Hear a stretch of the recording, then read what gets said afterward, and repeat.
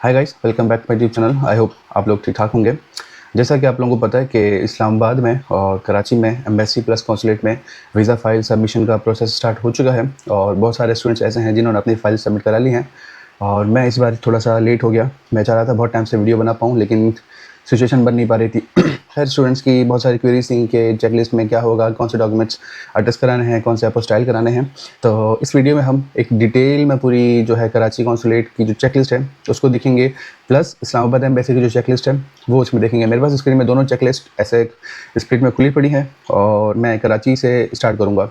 अभी रिसेंटली मैंने एक रील अपलोड की थी जिसमें ये बताया था कि एक स्टूडेंट है जिन्होंने कराची कॉन्सुलेट में जो है वो अपनी वीज़ा फाइल सबमिट करी थी और उसमें कोई अपडेटेड चेकलिस्ट आई नहीं थी साल की।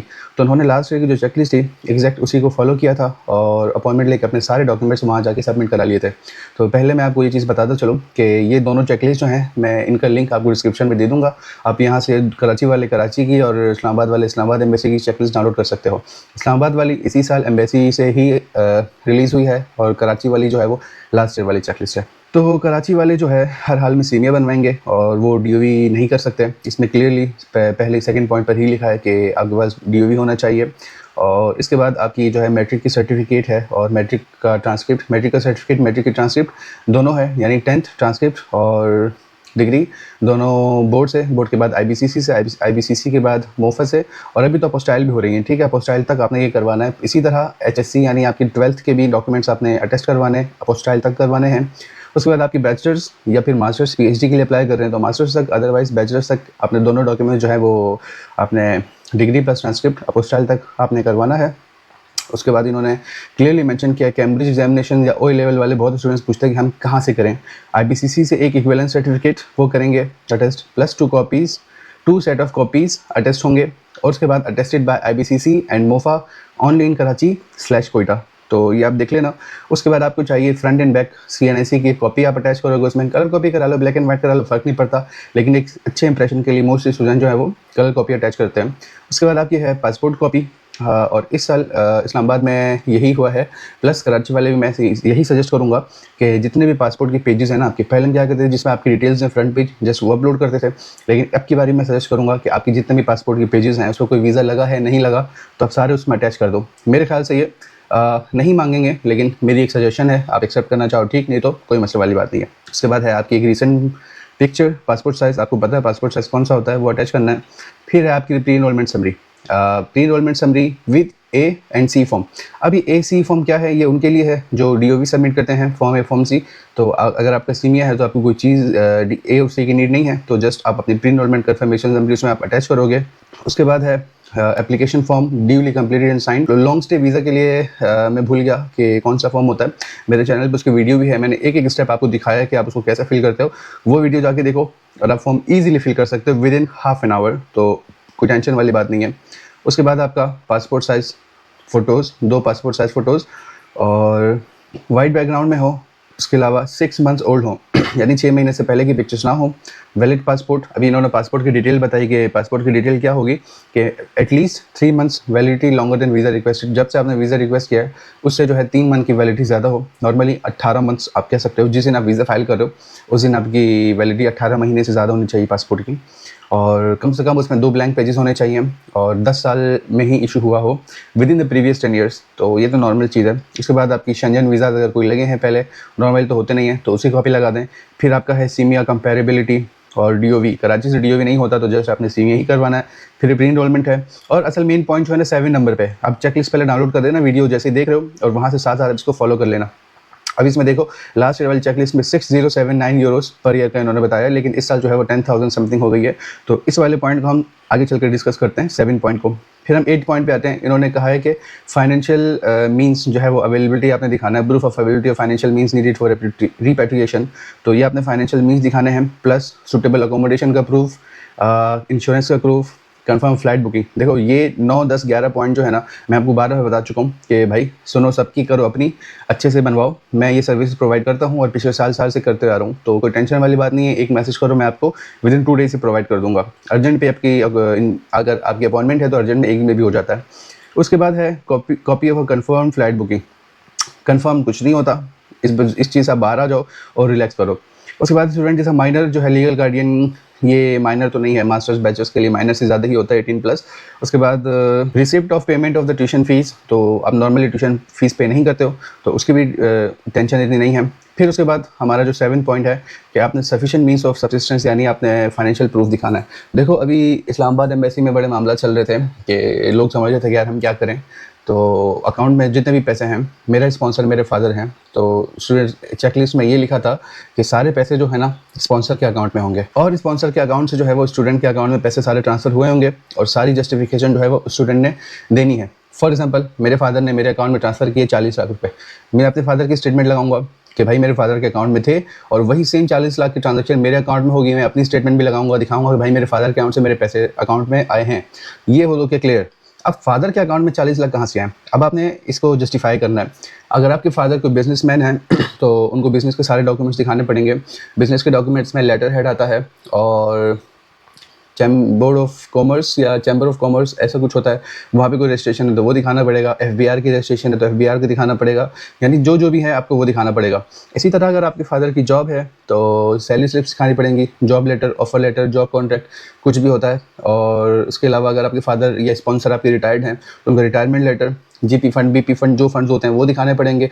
प्लस हर महीने जो उनकी सैलरी आती है वो दिखाना पड़ेगा और रिटायरमेंट के बाद कितने पैसे आए थे, चेक के थ्रू आए थे, वो आपने अकाउंट में डिपॉजिट करे थे तो आपको वो भी दिखाने हैं। ये सारी इन्फॉर्मेशन मैं दे रहा हूँ जो मुझे पहले से पता है। अब चेकलिस्ट में इन्होंने क्या लिखा है, in order to comply the applicant provide last 6 month bank statement, ये तो कंपलसरी है, बैंक स्टेटमेंट आपने देना है, plus account maintenance certificate of personal और पेरेंट्स अकाउंट। ठीक है, अब अकाउंट मेंटेनेंस सर्टिफिकेट ये होता है जिस भी बैंक में आपका अकाउंट है आप वहाँ से उनसे बैंक स्टेटमेंट रिक्वेस्ट करते हो और bank statement with in 7 days आप निकालोगे। अपॉइंटमेंट आपकी 2 दिन बाद है, आज आप निकाल लो, कोई मसला नहीं है। फ्रेश बैंक स्टेटमेंट होनी चाहिए। उसके साथ आप मैनेजर से या किसी से भी कहते हो स्टाफ से कि अकाउंट मेंटेनेंस सर्टिफिकेट भी चाहिए तो वो आपको दे देते हैं। इससे ये प्रूफ होता है कि अकाउंट आपका यहाँ पर है, रनिंग है, इसमें कोई मसला नहीं है, तो उसका स्टैम्प और साइन होता है, वो चल जाता है।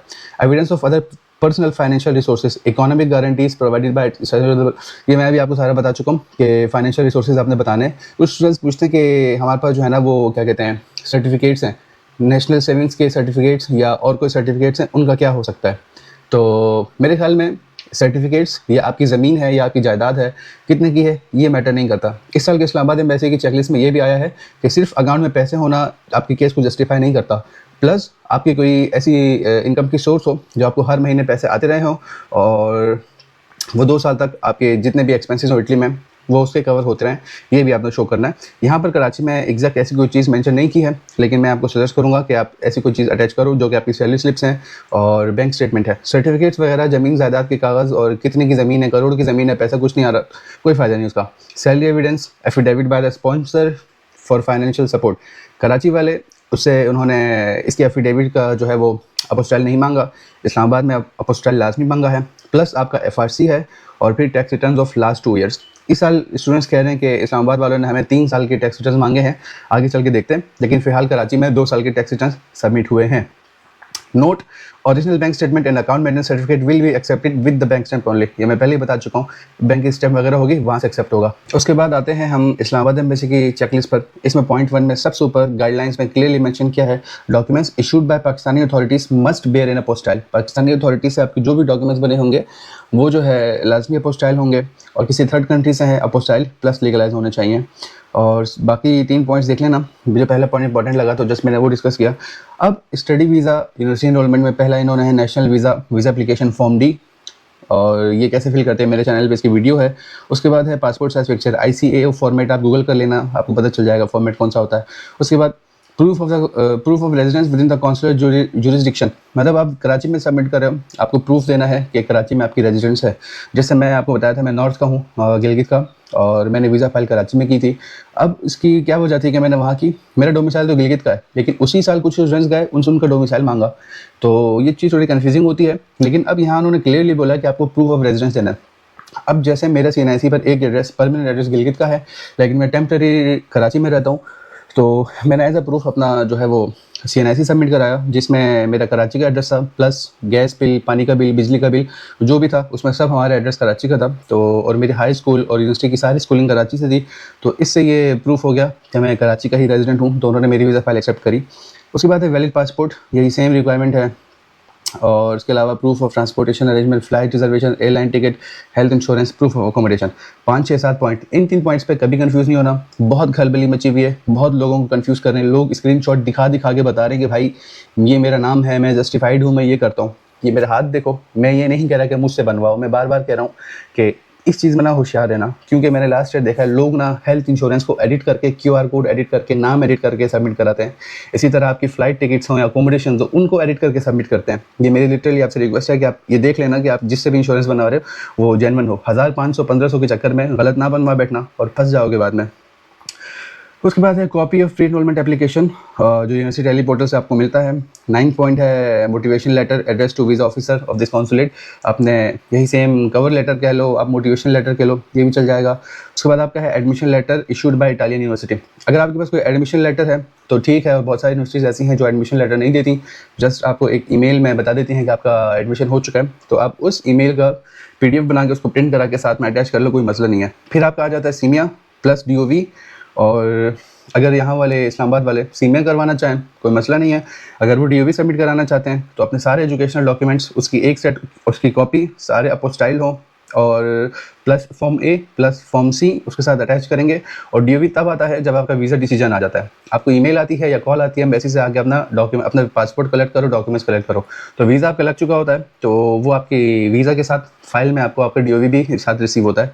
लोग पूछते हैं कि DOV हम कैसे अप्लाई करें, कहाँ से अप्लाई करें, तो वो आपके साथ आता है डॉक्यूमेंट्स के। फिर है एजुकेशनल डॉक्यूमेंट्स। आपने सारे जो है सारे यहाँ पे क्लियरली मेंशन किया है, previous studies original and accompanied by copy. लेकिन इसमें मैं क्या कहता हूँ, आपके एक एजुकेशन डॉक्यूमेंट्स सारे उनका सेट और उनकी एक कॉपी प्लस एक और कॉपी, एक ओरिजिनल एक कॉपी आपने एम्बेसी में सबमिट करा ली, प्लस आपके पास एक सेट होना चाहिए। 200-300 रुपये का बनता है, मैं ज़्यादा नहीं है। तो वो ये होता है कि आपको बाद में हमेशा के लिए काम आता है। कहीं ना कहीं आपकी बैंक स्टेटमेंट, कहीं डॉक्यूमेंट्स की कॉपी आपने पास रख लिया करो। सारे अपोस्टाइल होने चाहिए और ट्रांसलेटेड इनटू इटालियन।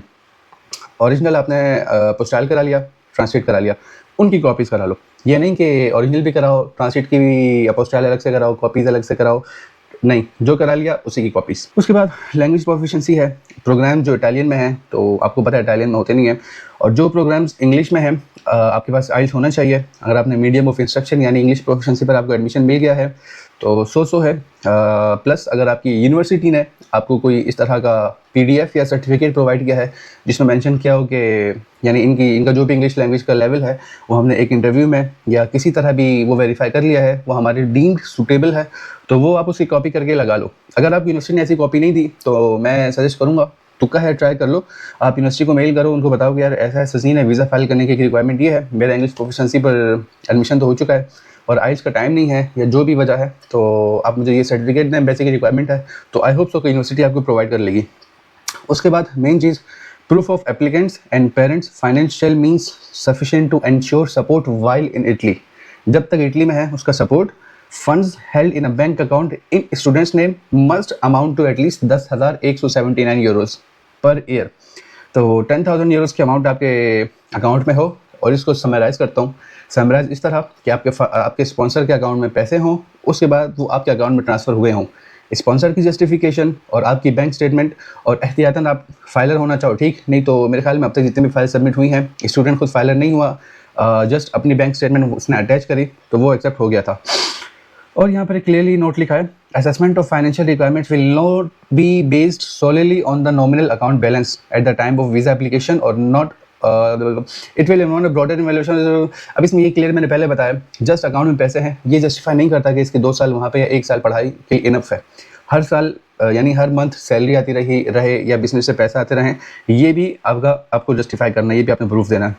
बाकी अगर आपका स्पॉन्सर जो है वो एम्प्लॉई है तो आपने टैक्स रिटर्न्स और job slip, job contract, salary slips ये सारे दिखाना है।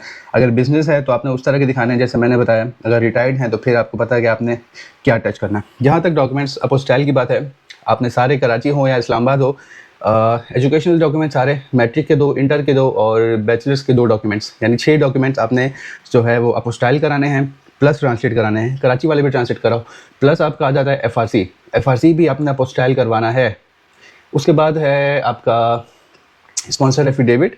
कराची में इसकी कोई इतनी रिक्वायरमेंट नहीं हुई अब तक, और इस्लामाबाद में इसको सख्ती से कहा गया मैं ये भी ट्रांसलेटेड चाहिए, तो आप वो भी अपोस्टाइल करवाओ। प्लस नहीं, ट्रांसलेट नहीं, जस्ट अपोस्टाइल चाहिए।